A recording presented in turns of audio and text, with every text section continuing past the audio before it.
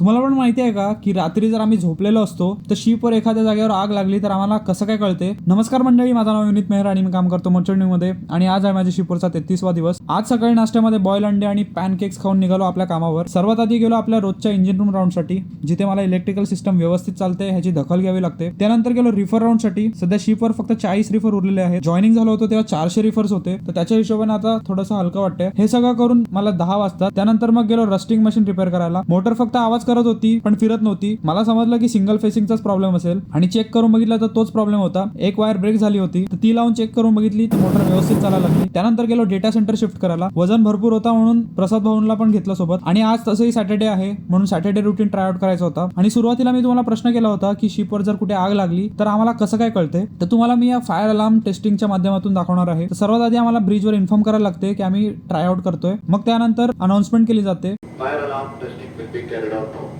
I repeat, fire alarm testing will be carried out now. He announcement केल्यानंतर आपल्याला असे detectors घ्यावे लागतात. त्याला स्मोक डिटेक्टर म्हणतात आणि हे असे सेन्सर असतात, त्याच्यावर फक्त आपल्याला पकडायचं असते. कधी पण ऍक्च्युअल मध्ये आग लागली तर असा इमर्जन्सी अलार्म वाजतो.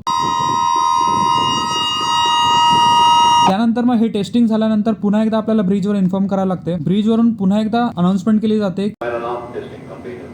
Any further alarms will be considered an emergency.